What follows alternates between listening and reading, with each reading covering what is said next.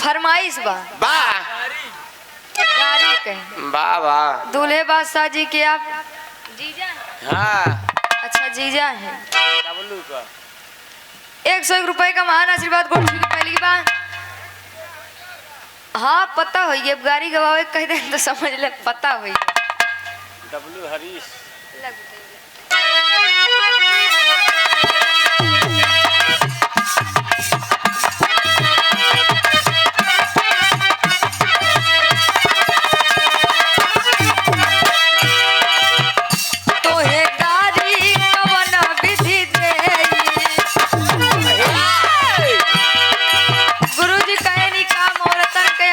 Line सुनाई दे आगे कहो जाता गायो जाता है कहना पड़ा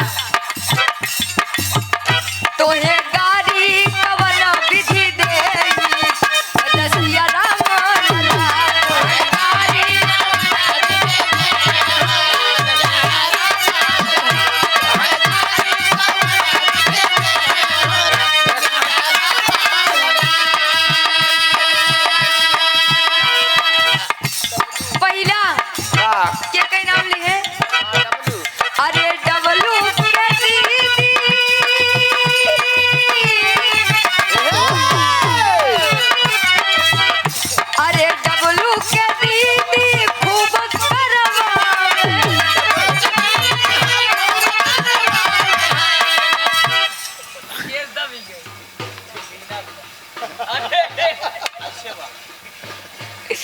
₹100 का महान आशीर्वाद गोड़ छुके पहली की बात ये हमारे गुरु जी आदरणीय श्री डब्लू विश्वकर्मा जी आपकी तरफ से का महान आशीर्वाद गोड़ छुके पहली बात।